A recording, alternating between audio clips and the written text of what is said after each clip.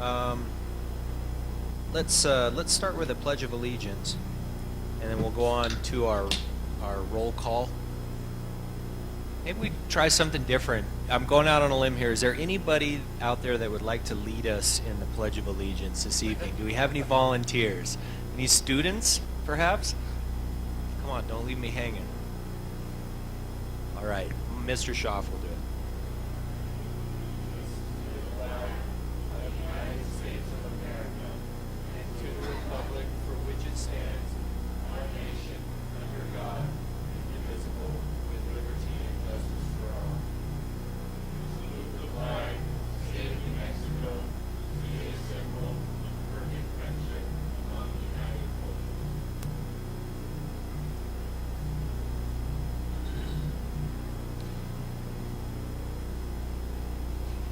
Joan, can you do a roll call for us, please? Charles Long, Chris Mortensen, Here. Michael Shaw, Here. Priscilla Manuelito, here. Kevin Mitchell. Here. All right, the first item of business on our agenda is number 2, approval of the agenda. So moved. Joan, we have a motion on the table to approve the agenda. Roll call, please. Mr. Mitchell? Yes. Ms. Manuelito? Yes. Mr. Shaw? Yes. Mr. Mortensen? Yes. Number 3 on the agenda is approval of the minutes. Ladies and gentlemen of the board. Oh, I'm sorry. I apologize. Let's move down to 2A, recognition. And I'll turn the time over to Mr. Hyatt for that. Vice President Mortensen, members of the board, and audience, we have 3 recognitions this evening, and we are very excited to first recognize some students in our district that have exceeded expectations, who performed very well on last year's park or state exam. And so we want to start out by recognizing them. As a reminder to the board, these groups of students that we've been recognizing have become advanced in the areas of math and or reading and science. And they are a part of Gallup McKinley County Schools' greatest growth as a school district in its history this past year. And another thing that I want to again recognize is that these students were a part of, out of all the top 10 school districts in the state of New Mexico, as far as the largest ones, they were a part of Gallup McKinley County being the fastest growing and top performing school district with respect to growth and proficiency. And as far as the state, these students are also a part of Gallup McKinley County Schools doubling the growth rate of all of the state combined. So we are really excited, and we want to thank these students for their hard work and recognize them, and also make sure that we recognize the families and parents and those that support these students. We have a lot of teachers in the audience. I want to thank them also, and other staff members, in helping these students to be to school each day, to perform well, to get ready for these exams, to get ready just to perform well each and every day in their classes. And so we want to express our appreciation to them also. So we are going to start. What's going to happen is we're going to have the students, their names are going to be called, and they're going to come up and receive their award. And then I think we have 8 students this evening that we're recognizing, and we're going to have them stay up here if they would. The board will also be in the front after I shake their hand and give them the award. If they'll go through and shake the board members' hands and stay up here with us, and at the end we'd like to get a picture with them so we can put it on Facebook and Instagram and showcase our students.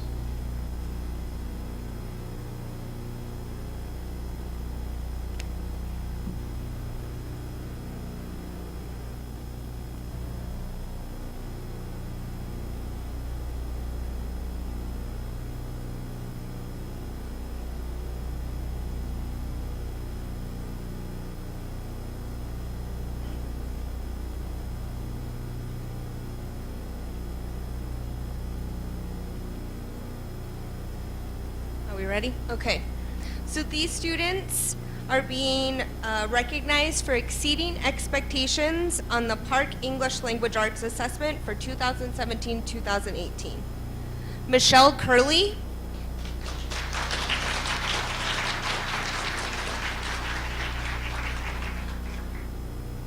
Nancy DePauli,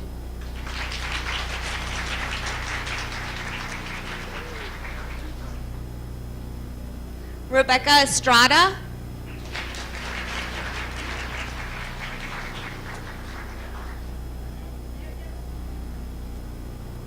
Savannah Griego.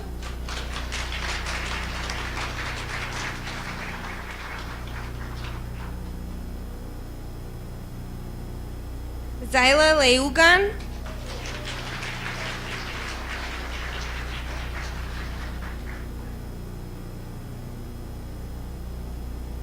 Emilio Resendez.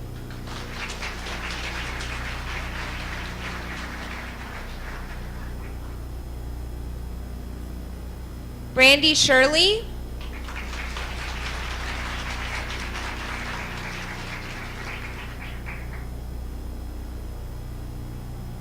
And Bianca Torres.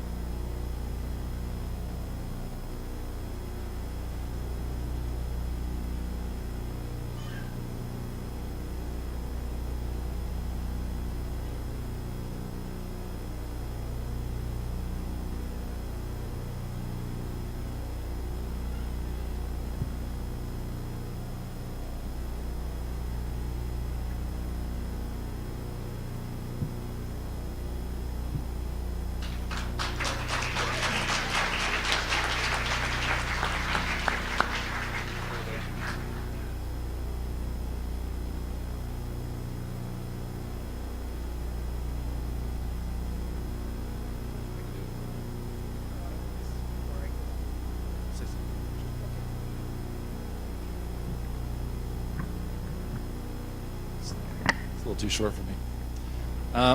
We're going to recognize some teachers at this time.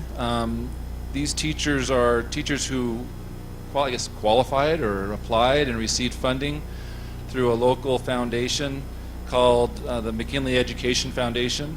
And this is a foundation that provides funding for teachers to do different projects at school sites. And so we're excited to recognize the teachers who were awarded this year. And I can't tell you how much. Maybe you could tell us how much were they awarded. Was it by project? Maybe they could tell. I'm going to have each teacher. Are there any board members here from that award these funds? How much? No, I'm sorry. It's about $400, and it's by project. And so on these certificates, it talks about what's being funded. And I'm going to put them on the spot, and they'll probably hate me for this, or maybe they'll love me for it. I don't know. But either way, when the teachers come up, if they would talk just a quick second about what project they're involved in or they're going to do in their schools, we'd love to hear about it. So we're going to start. And Terry, would you like to add anything else? Okay. Same thing. Once you come up, stay up here, and then we'll get a picture afterwards. Thank you. From Red Rock Elementary School, the project was called Serious About Series. We're presenting this award to Kate Kempton.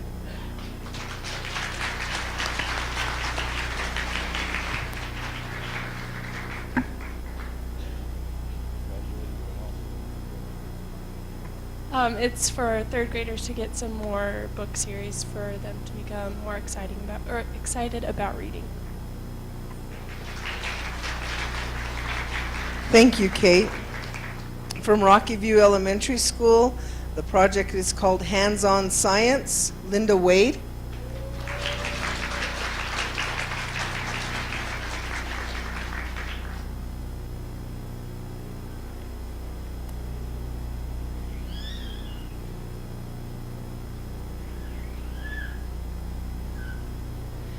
My project was to buy some resources to teach science and have students excited about science.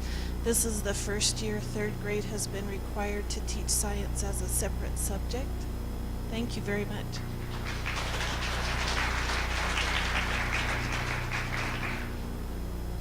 From Tohatchee Middle School, the project is called A Beverage Cart Project. Namia Tan.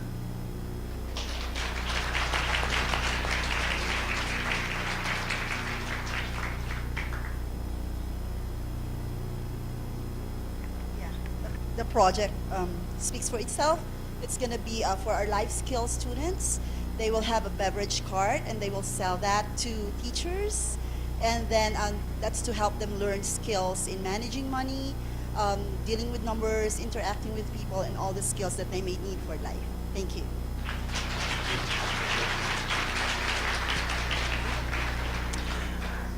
From Tohatchee Middle School, the project called Creative Expression, Melissa Novak.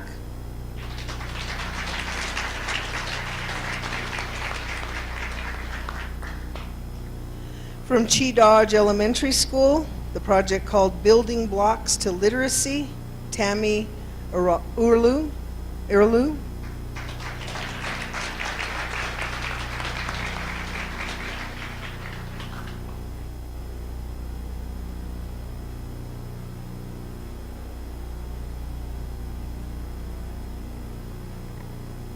I teach preschool, and we're going to start with some building blocks that have special attributes like magnification blocks, mirror blocks, to engage the kids and give them language to describe what those blocks can do. So that's how we get literacy from blocks.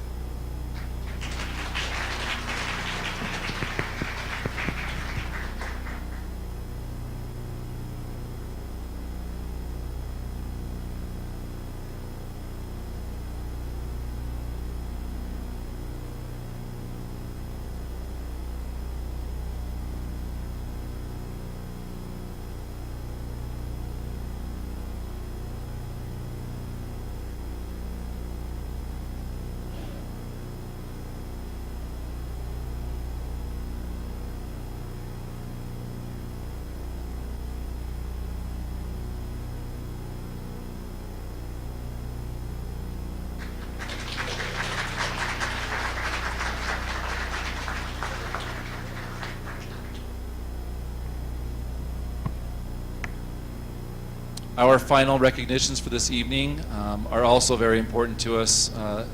More teachers that we want to recognize because of their hard work, their dedication to students, dedication to their jobs. We really appreciate them. These are teachers who scored exemplary according to the state, I guess we'll call it the assessment or the way the state grades teachers. And we have several teachers here this evening that we want to recognize, and we also want to appreciate their families. Teachers put in a lot of extra hours and hard work, and so we want to extend our appreciation to their families for their support of their teacher so they can support students across the county.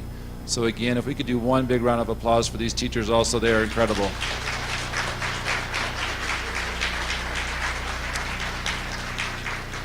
It is an incredible feat to accomplish exemplary, and so we want to recognize you with a plaque this evening. And so we're going to the same process. We're going to have all of you come up. There's going to be about 30 or so of you. And if you could stay up here with us, I think this is the largest number of exemplary teachers that we've ever had in Gallup McKinley County Schools. And so this is exciting.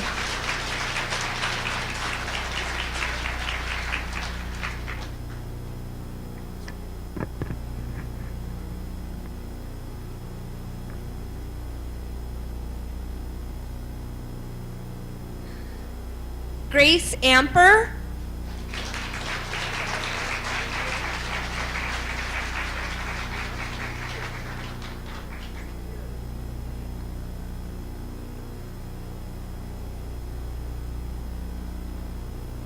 Daryl Bedoni.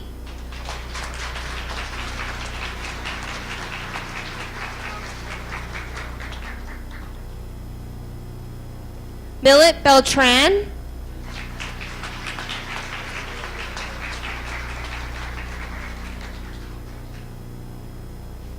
Joanna Bonto.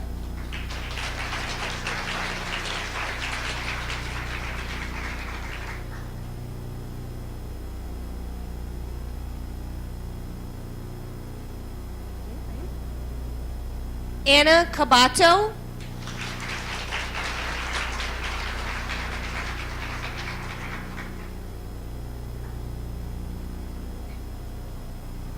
Dora Cano.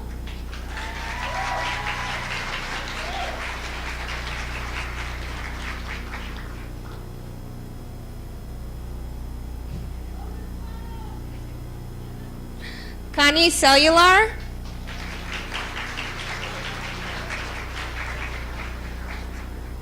Oh, sorry, Connie Quaylar. Sorry, Connie.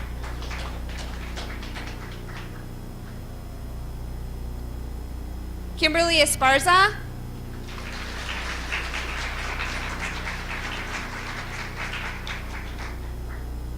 Sandra Esparza.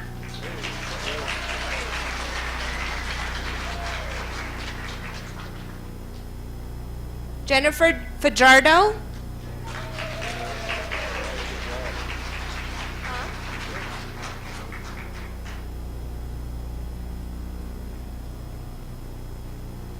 Irene Fuller.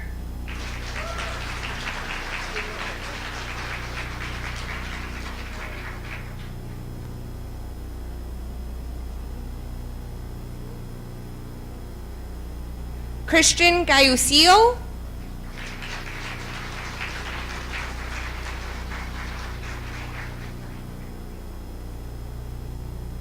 Elna Go.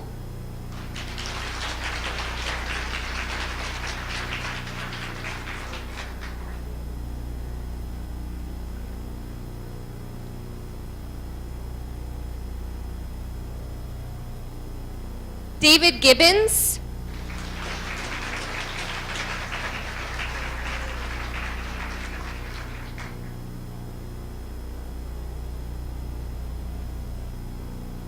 Ronald Hernandez.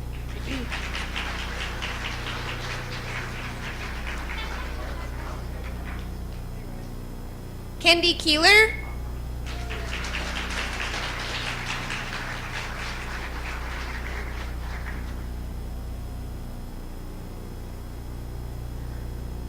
Larry Laudato.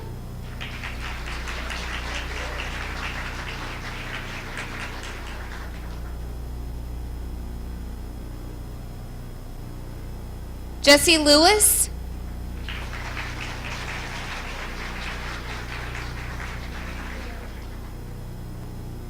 Elizabeth Long.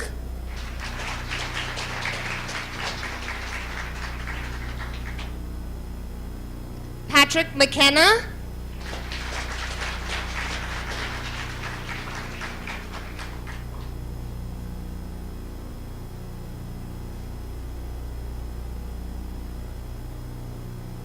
James Malcolm.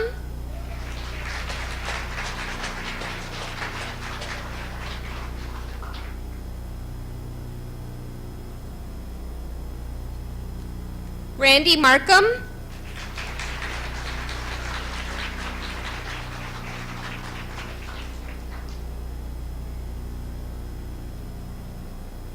Kelly Morris.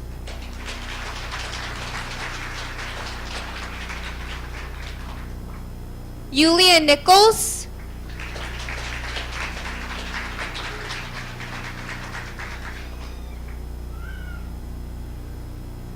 Lorraine Platero.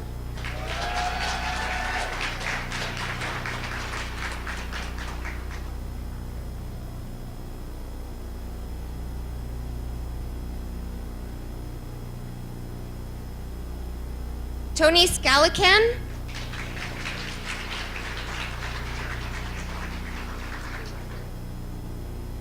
Gina Spoler.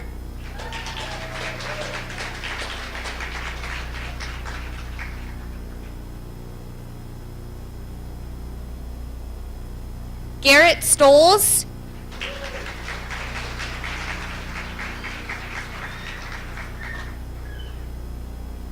Hannah Streeter.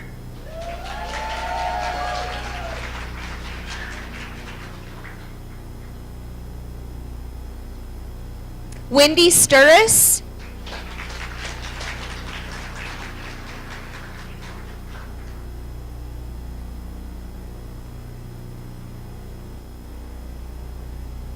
Catherine Westvier.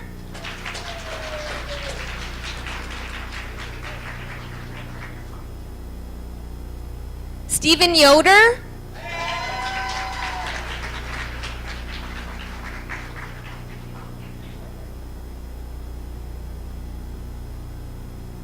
Carla Zecca.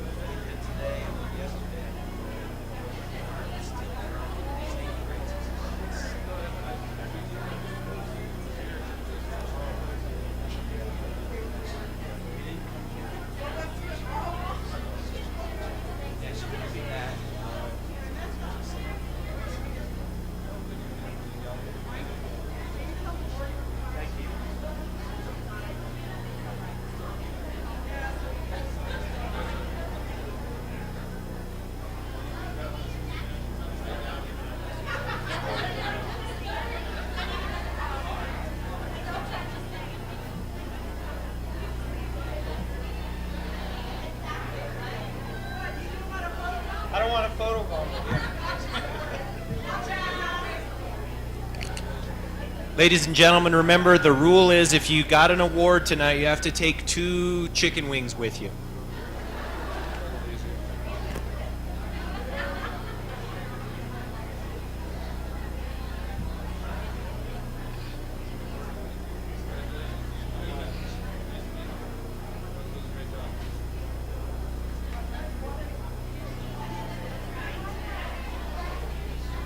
Sure.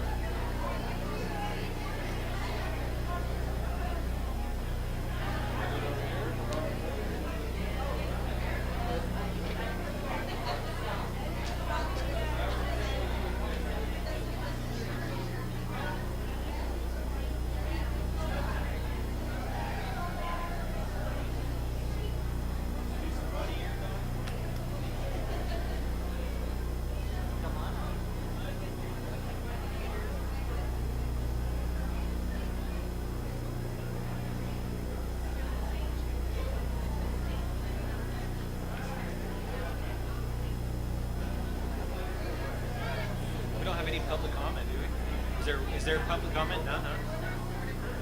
Great.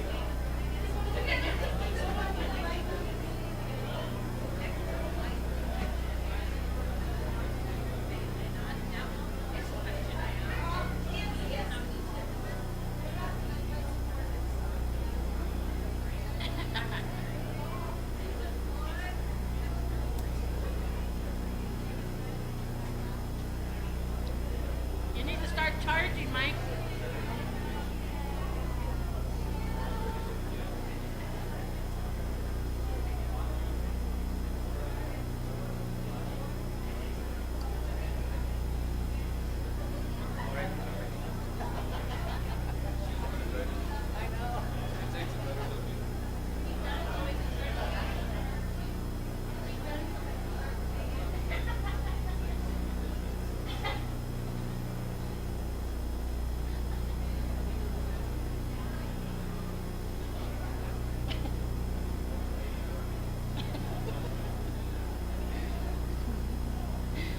Oh dear.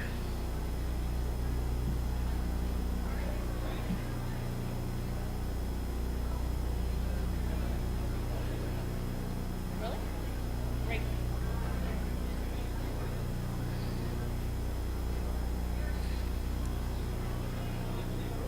I took a picture.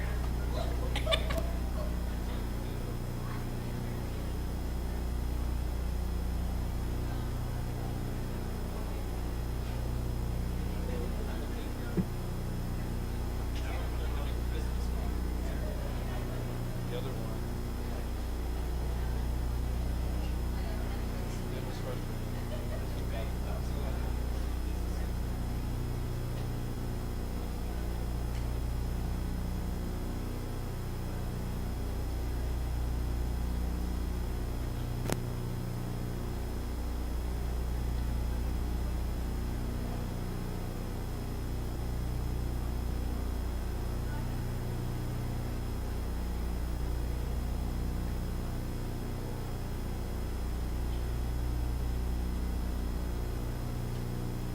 All right, ladies and gentlemen of the board, let's go ahead and move on to our next item on the agenda is number 3, the approval of the minutes from our previous board meeting. Do I have a motion? I so move. Joan, roll call, please. Mr. Mitchell? Yes. Ms. Manuelito? Mr. Shaw? Yes. Mr. Mortensen? Yes. The next item on our agenda is number 4, approval of consent agenda items. If there are no questions from the board, we'll go ahead and entertain a motion to approve. All motion? Joan, roll call, please. Mr. Mitchell? Yes. Ms. Manuelito? Yes. Mr. Shaw? Yes. Mr. Mortensen? Yes. All right, number 5 on the agenda, study circle. I don't believe we have no public comment this evening, and so we'll go right into our reports. B1, superintendent report, and I'll turn the time over to Mr. Hyatt. Vice President Mortensen, members of the board, I have one presentation I'd like to, for my part of the report that I'd like to have right now before we do. Actually, let's switch this.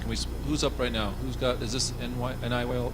Let's have them go first. National Indian Youth Leadership Program. This was a request by Mrs. Manuelito to give a presentation today.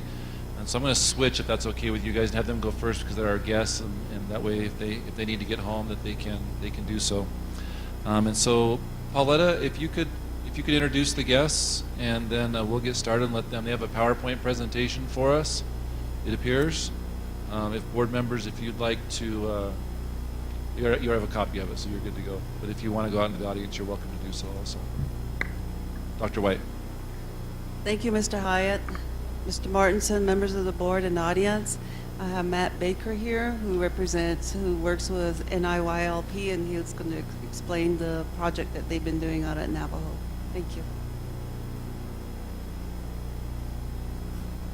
Thank you, Dr. White. Thank you, members of the board and Mr. Superintendent, for allowing us to present and to share a little bit of our project out in Navajo Middle School. My name is Matt Baker. Twitichi ni Ainslino it's na jini e bashishin kia ane dashiche do ashini e dashinal with aid and Ainsle.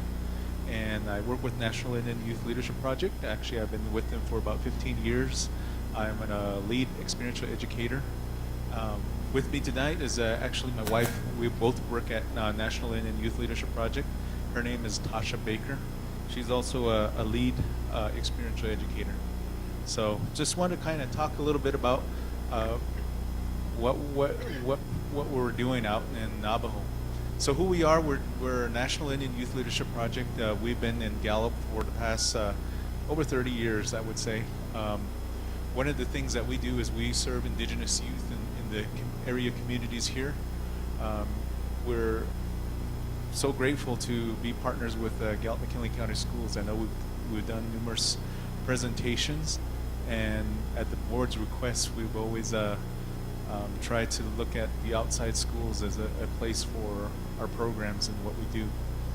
So within the past years, we've been really looking out at outlying schools that don't have much to do for students. So this is a way for them to get out and do something.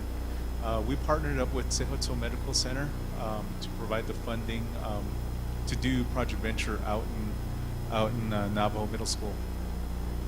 For 2017 and 2018 program year, we had 21 sixth graders sign up for our program, 11 boys and 10 girls. And this is a population of like 36 sixth graders, so a little bit more than half that we were able to get into our program. Throughout the year, we had 246 program hours delivered, and that's just basically 20 hours of in-school sessions. So during the school week, on the half days, we would spend an hour of acquired time. I guess we would do team building activities with the students during the in-school. The after-school is pretty much up to students to actually participate in, and we offered 40 hours of after-school programming. So we give them at least 2 hours of after-school programming. And then we have 66 hours of out-of-school programming, which are like Saturday events or Monday no-school events. So we would take students out hiking, backpacking, or rock climbing, rappelling, mountain biking. And mountain biking actually was a really big hit at Navajo. We also had 120 camping hours. We were able to take the students out to Grand Canyon this past year.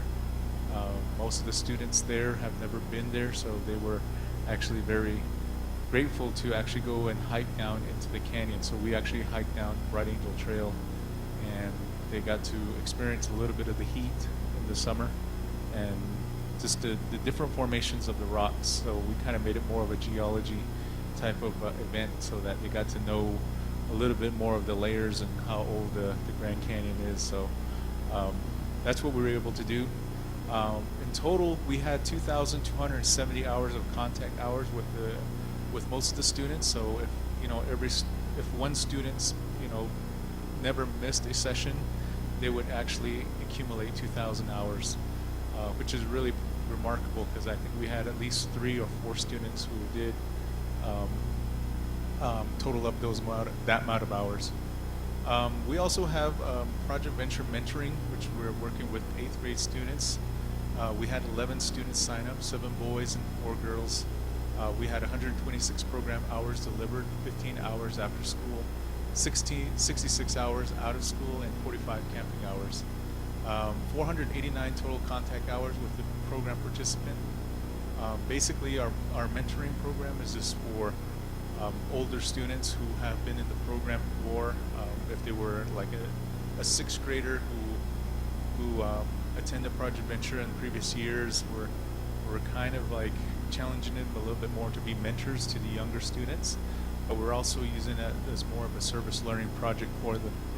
So that's what we were able to do with them out in Navajo. Here we have some of the pictures that we are able to take with some of the students. Sometimes we get so busy that we don't get enough pictures in, but this photo here, we have some of the students we have something we call a spider web, and most traditionally we carry students through the spider web and do all this thing, but since indigenous people, we believe that if you go through like a window or an opening, that you had to come back through. So one of the things is we had to really strategize on ways to offset that. So we actually string a rope through the little windows that are created through the spider web. So that's a way that we can adapt some of the activities so that they don't feel like they have to be carried through the window and then being carried through back. So that's one activity. And this is kind of the example here where they're stringing that rope through, and each of them had to string this rope through without touching any of these pieces of the webbing of the web. Here we have a balancing type activity. We're able to use like a low rope element that we have a portable low rope element that we can take out to various sites, and the way we set it up, we can get them to be challenged in a way to help each other through this activity. And then the top one is just a numbering activity. Most times they call it key punch, or there's another term for it. But in this activity, we actually had them spell words off of the mats that are placed up here. So that's how we actually were able to use this activity. And each of the students had to all participate. So they had to start from this end and walk through this opposite end. And they had to have no mistakes. So, but they were able to accomplish that. This is an activity that we don't do when we first meet the students. This is an activity that we actually do with them maybe 10 sessions down the road, because we want the students to actually really work together and have good communication skills to build them up to that point to where they're successful in doing these activities. Project Venture, this is kind of what we really looked into. A lot of our activities, in our trip plans, in our activity plans, in our curriculum, we challenge them in critical thinking. So some of the activities, there's going to be a lot of critical thinking. Sometimes there's not. At the beginning of the year, when we work with them, we do a lot of icebreaker games, name games, so not too much of critical thinking, but eventually we build them up to where they actually have to talk through an activity.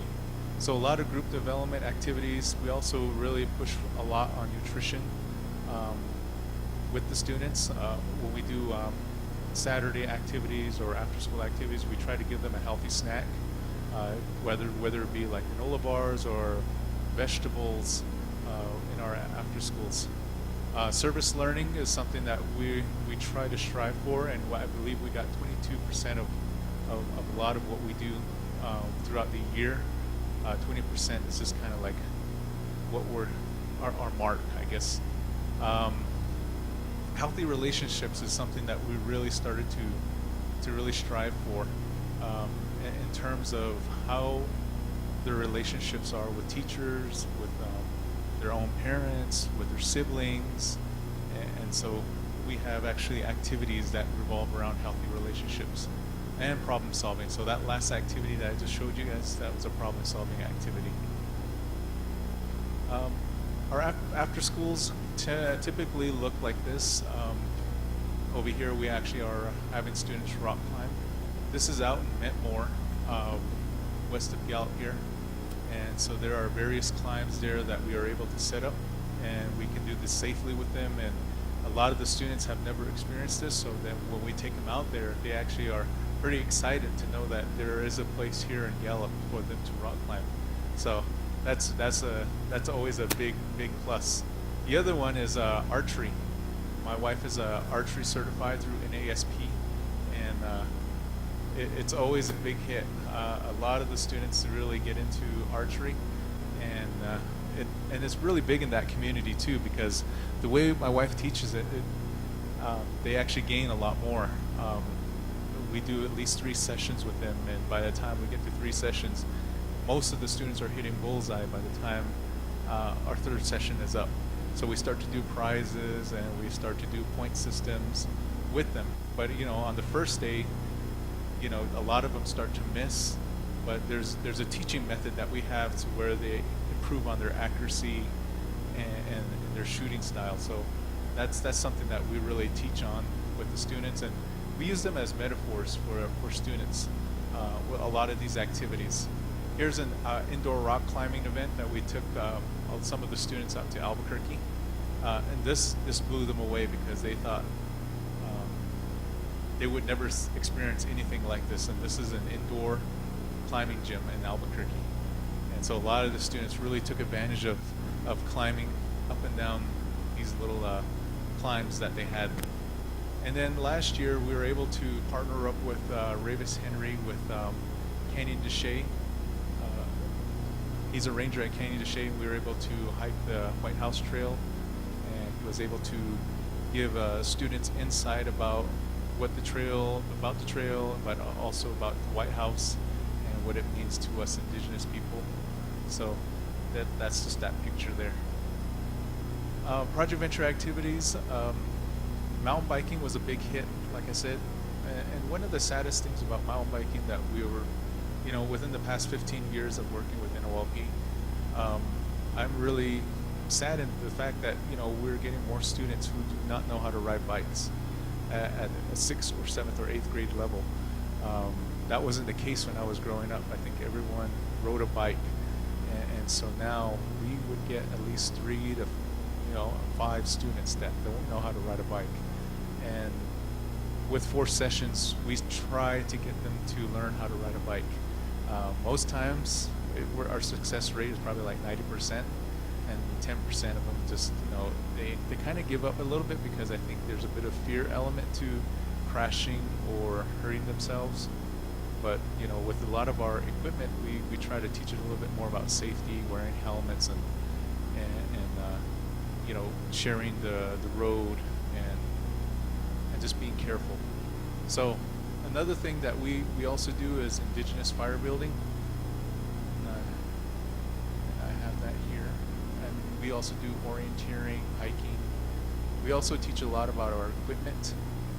One of the things that we teach them is about taking care of the equipment, and it'll take care of you. And so we relate that back to them as, what type of items do they have at home. They might have an iPad, and do you just let anyone play with your iPad? And a lot of them say no, because I want them to take care of my iPad. I don't want them to break it.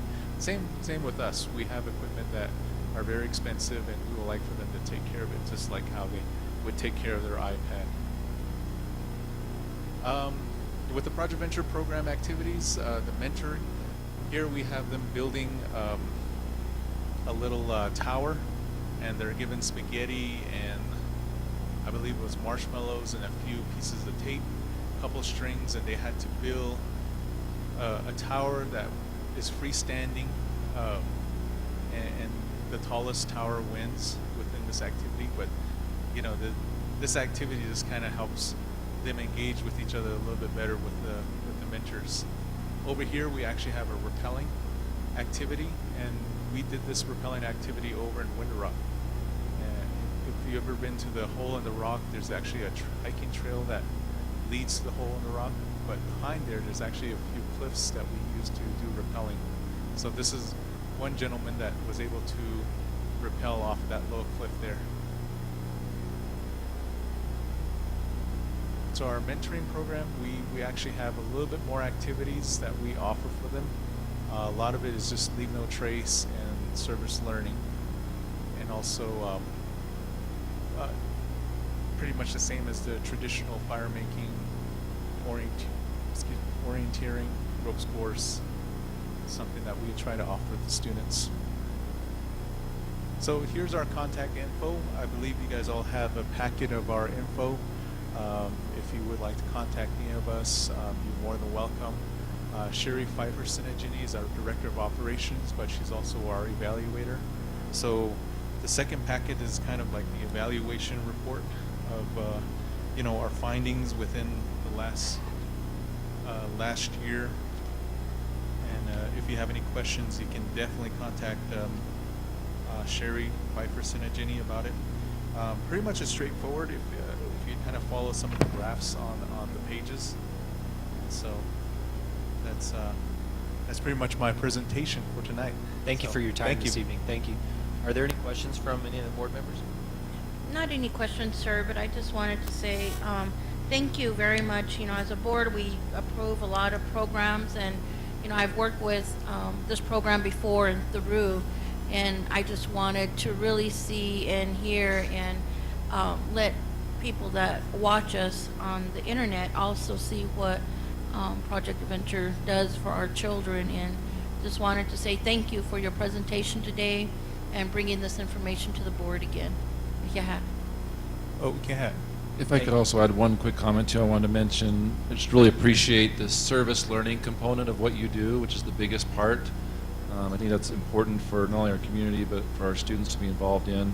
And then just one other quick thing that really stood out to me was how you are incorporating the cultural relevance into your learning and your projects. That's exciting to see. Thank you. Yeah, that's one thing that we try to strive for, and you know, in the communities that we work in, it can be as simple as just language. A lot of times, you know, with that key punch activity, you know, they're numbered from 1 to 30, and we use that as a way of language, like counting the Navajo, you know, that's something that we would use as a way of teaching them. And you know, we teach everyone. It's not just for indigenous students. We have Hispanic students, Caucasian students. I mean, we pretty much offer to everyone, but a lot of it, our focus is just mainly indigenous people.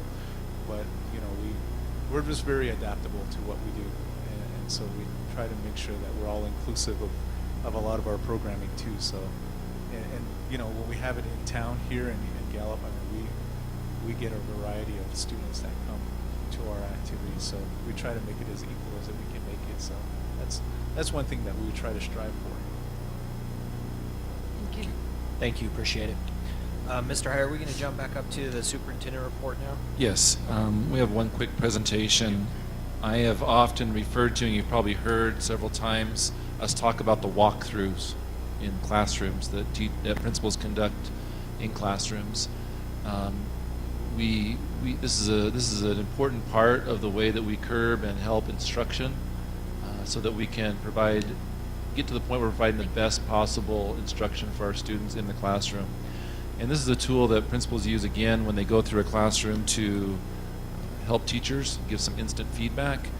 And I wanted you to see it so you can understand what it is a little bit. And I wanted Mr. Harasik, our Assistant Superintendent of Curriculum Instruction and Assessment, just give you a little bit more information so you can see how one of the many tools that we use and how it helps us understand what's happening in the classroom and help teachers become better. So, Mr. Harasik. Mr. Vice President, members of the board, Mr. Hyatt. So what you have in front of you is it's a paper copy of our walkthrough form for every school. This one is Catherine Miller. But it's the same for every school, and just keep in mind it's all digital. Nothing is paper copy. This is just an example of what the form consists of. And as you get into the meat of it, when you see the language within it, it matches the NM Teach rubric. So you saw 33 teachers up here earlier that were exemplary teachers. They have a rubric that they're judged on, whatever, evaluated on, rated against. We use that same rubric language for our walkthrough tools because we know it's best practices for our students to become more successful. And so what happens is principals go into classrooms, and the DIs, Wade, Carrie, and Rachel, I believe, when they do their site visits, the directors of instruction, when they do their site visits, they also visit classrooms to make sure that we're doing what is best practices for students. And so just if you look at the very first page, at the bottom, you'll see a question that says, is the standard aligned to the YAG? The YAG is a curriculum document that we use. I talked about it, I think, last year, maybe early this year. But we check to make sure that they're teaching the right standards. And this is a way to capture that. And so we started the walkthrough tool in 16-17. And during the 16-17 school year, so that's really 2.5 years ago, all 34 schools, so principals, assistant principals, school leader interns, instructional coaches, they did a total of 4,573 walkthroughs in year one. And then last year, they did 6,019.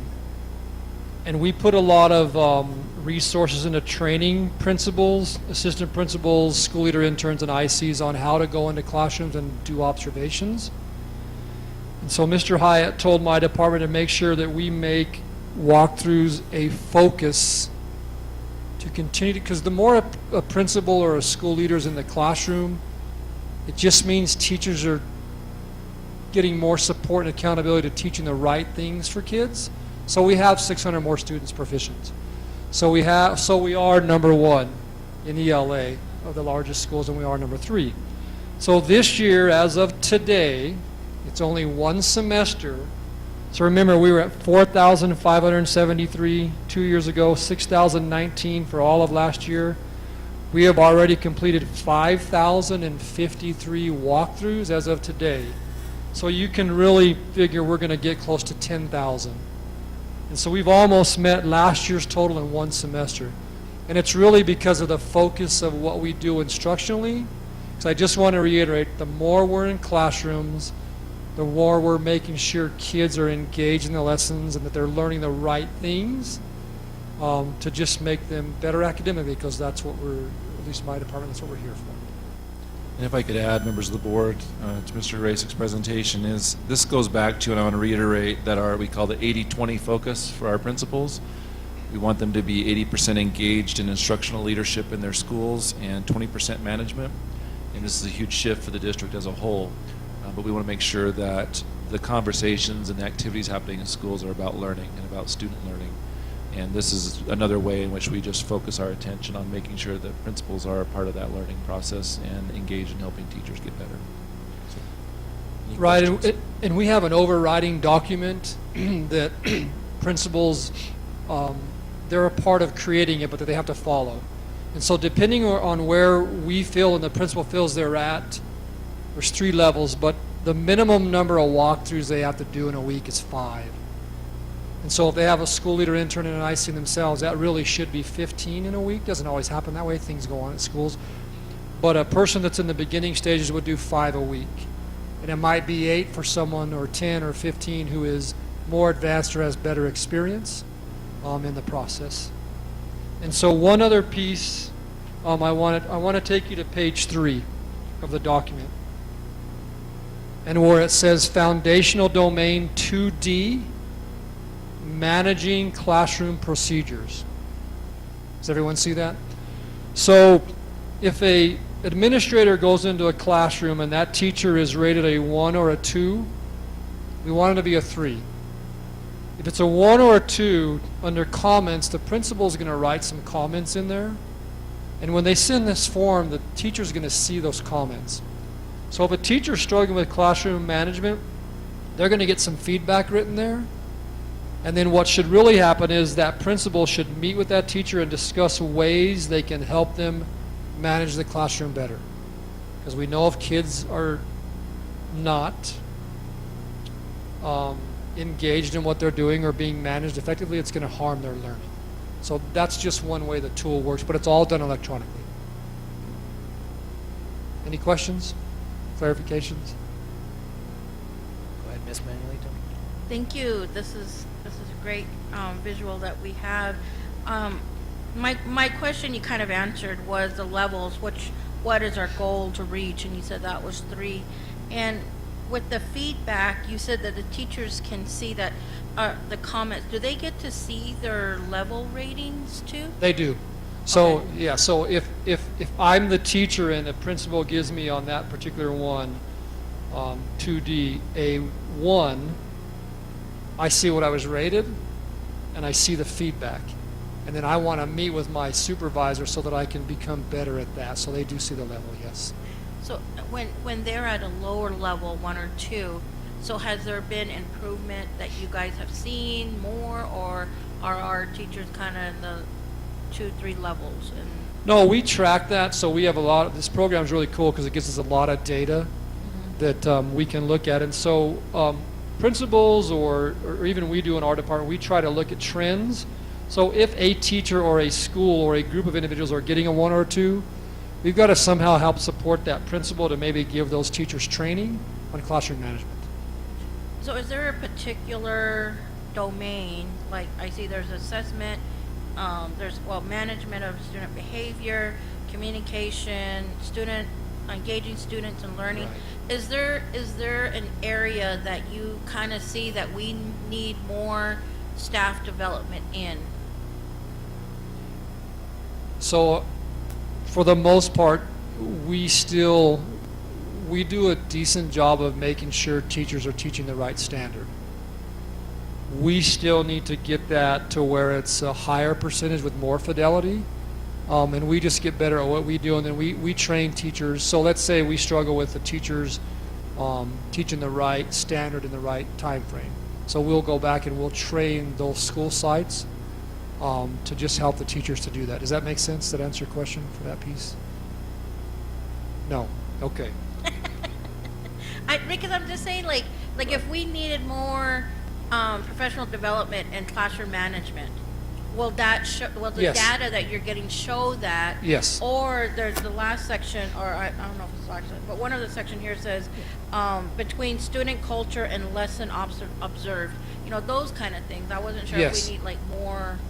We do have, so yes, we have Okay. spreadsheets that tell us where we're weak. So let's say an example, we see a trend where most of our scores on the 2D for management tells us that we're scoring at a 2 and we know we want to be at a 3. We will target professional development for that, and we do that. I can't tell you today where we're lowest, but we have spreadsheets that tell us that, and we do look at those to guide the support we give. Yes, we do. And the principals also see that data, so they can curb it just for their school. It's not always us telling you need to go to this area, you need to work Right. on that. It's for the principal to use and the teachers to use to improve as a school. But I will make one comment. You brought up on page 9 that cultural relevance piece. It was not on the form originally. We added that, and I think it was a couple years ago when we talked about this, you had asked for some data, and I brought you the data back, that we had doubled. Once we had this piece on the walkthrough tool, the cultural relevance that we saw in lessons doubled. Because when you have something on paper and you have an expectation behind that, you typically have a rise in performance. And so I just wanted to point that out to you. When we talked about that a few years ago, over the last, it's about a year and a half ago, that's where this piece we got the data from. So this tracks it, so we can see exactly how many times a principal or somebody walked into a classroom. We can easily see how many times they saw cultural relevance in that lesson. So it's a pretty neat tool. Thank you. Gerald, how closely tied are these evaluations to compensations? So this is just, so I want to be real clear on the language. These are walkthroughs. They carry no evaluative measures. They're not tied to anything other than we're just trying to improve classroom instruction. So the state tool, which is called NM Teach, it's Frontline now or something, that's tied to compensation and evaluation. This has nothing to do with that. It's all about making instruction better for students. Great, thank you. Any other questions? Perfect, we appreciate your time, thank you. Thank you, Mr. Rasek and Miss Dr. White. Do we have, Mr. Hyatt, do we have any other reports from the administration this evening? Not this evening, Mr. Mortensen. Okay, we'll go to number 3 then, board reports, and start way down on the far end if there's anything to report. I just want to say that I did have the honor and opportunity to go to Cheetah Elementary, Twin Lakes Elementary, Comanche Elementary, Navajo Pine High, and Mid, and to let the administration, teachers, and faculty know how much they are appreciated, and when they be with them when they receive their membership. I really had a great time with them. Of course, we went to the board, New Mexico School Board training last weekend. I also attended cultural night at Navajo Mid School this past Friday. And they really did a great job. Dances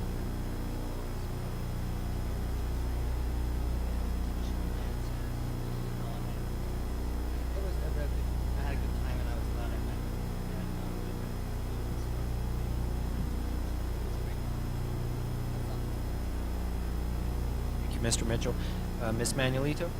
Yes, thank you, Vice Chair.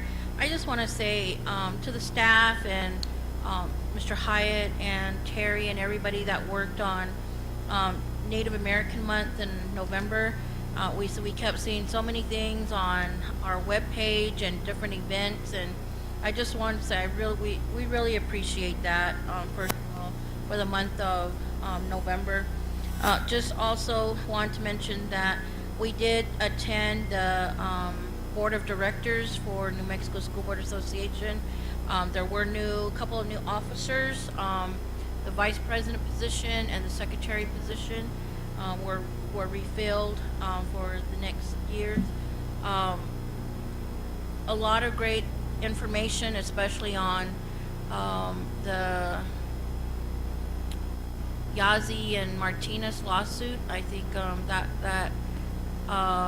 there was also a panel discussion on that. Kind of a little disappointed that Mr. Hyatt wasn't on there, but I think in the most part, I think a lot of people are looking at that and seeing the changes. I know it gets political at times, but I think that those were changes that need to be made. So very thankful for that. There was a lot of great information. I thought I brought it, but I had a packet for both of you that some information that we brought back. So, but I'll bring it to the next board meeting, or I'll drop it off here with Joan, and she can hand deliver it to you guys. But thank you. Thank you, Ms. Manuelito. Mr. Shaw? And I only have to report that I've attended a lot of basketball games. Yay! Between my wife coaching and 2 kids playing, we've had a lot of basketball. But it's given me a chance to see Miyamura beat up a little bit on Theroux and Tohatchi. The next three times the size of those schools. Or that's 4 true. times. That's true. The next item here is notices and communication. I'll let you look through there for the dates and times of those things. New business 6A is our next item. Approval of the 2019-2020 Indian policies and procedures for Gallup McKinley County Schools. Mr. Hyatt, do you have any explanation or context for that item? Mr. Mortensen, members of the board, yes. Dr. White, if she could come up, she's the one that heads this process for the district. And I just want to point out just one quick thing before she begins. We do extensive outreach and collaboration with several different entities. Last time we were with that I was with the Navajo Nation, they actually told us that Gallup McKinley County Schools has the most. They work with Gallup McKinley County Schools the most in lots of different ways, and specifically to our IPP and the way that we go out into the communities and reach out for information. So that's exciting, and this is because of the work of Dr. White. We go above and beyond in this area, and I appreciate her work and turn the time over to her to talk a little bit about the IPP. Thank you, Mr. Hyatt, Mr. Martinson, members of the board. What you have before you is a revised comments from the public hearing for school year 18-19. So that's the one, that's the most current one. For the Indian policies and procedures, this is an annual renewal every year around this time. And for this year, we're changing just two major changes. Last year, we were very aggressive and said we're going to do semi-annual, but it turns out that we're going to be doing annual visits to the regions. And for the first semester, we went out to all the regions, Crown Point, Through, Raymond, Navajo, Tohatchee. We had one here in Gallup. We also met with the Indian Education Committee, and we also met with the District Parent Advisory Council. So we're very aggressive on looking for feedback, comments, suggestions from our parents and community, and that's the goal of our public hearings that we've been doing. In addition, we've also went to Zuni Pueblo leaders, and we also presented to our Navajo Nation. So that's the document you have in front of you. We're also making a change from Navajo Nation President's signature to the Division of Education Superintendent, Dr. Lewis. Last year we were informed from Navajo Nation that the President needs to sign it, and there were some problems with communication from their angle. So when we met with, at the end of October, Mr. Hyatt got a message that all superintendents need to meet with Division of the Education. So I went over there on behalf of our district about the tribal consultation process. And that's why they did tell us that we are a model of how we should be working with our communities and parents. And at that time, from Division of Diné Education, we were told that Dr. Lewis, or whoever the superintendent is for Doty, would be the person that's going to be signing all forms for IPP and for title programs. So the document you have before you is for our 19-20 school year, and once it's approved by you, then we take it to our Zuni tribal leaders and then back to Navajo Nation for their signature, and it gets submitted as part of the Impact Aid application. And for the comments from the public, and what we've done, our federal programs team goes out to different communities. We talk about everything from Title I, Title II, and all the federal programs. And so when we get comments, we categorize them. So if what you see on that one, for example, on page 1, Title I, those are the comments specifically for Title I that was from all the public hearings.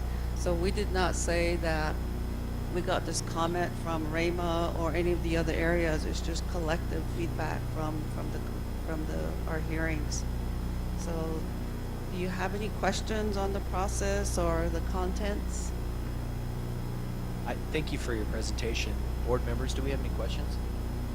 To me, it looks like this is just kind of rolled forward from last year with a couple minor changes. Do I have a motion from the board? Joan, can you roll call, please? We have a motion to approve 6A, approval of 2019-2020 Indian policies and procedures for Gallup McKinley County Schools. Mr. Mitchell? Yes. Ms. Manuelito? Yes. Mr. Shaw? Yes. Mr. Mortensen? Yes. All right, ladies and gentlemen, that concludes our business. Before I entertain a motion to adjourn, are there any questions? Yes, I wanted to say, this past week, we met with the U.S. Department of Education in Washington, and one of the things that they were saying that was brought up by Navajo Nation Department of Education was there was a tribal consultation there that was happening, and we attended that. And one of the things they were talking about was the STEP grant. And Navajo Nation brought it to the attention of the tribal consultation how they've worked with Gallup McKinley County and the relationship that they have with other public schools, but how we go kind of above and beyond in helping our kids, especially with the STEP program or STEP grant, to where we're trying to implement more creative, technical avenues for our children. And I just wanted to mention that because it was at a very important tribal consultation, and that our district was recognized in that way with the STEP grant. So I just wanted to mention that. Thank you, Ms. Manuelito. Thank you. I want to thank our superintendents and assistant superintendents and all the staff. I really appreciate the decoration in here. I want to wish you a Merry Christmas, and I hope that you have a great time and a safe holiday. Hopefully, maybe by the next time we meet, we'll see how the timing goes. Maybe by the next time we meet as a board, we'll have some information enough to give a short report on our legislative priorities and how that's coming along. And if there's no other comment, we'll entertain a motion to adjourn. Roll call, please, Joan. Mr. Mitchell, Yes. Ms. Manuelito, Yes, and I also want to say Merry Christmas and Happy New Year to the staff. I hope you guys enjoy your little break, and thank you for all you do. And I do appreciate the wonderful decoration and our stocking and the gifts. I really appreciate that you have. Mr. Shaw, Yes. Mr. Mortensen, Yes. 7:08.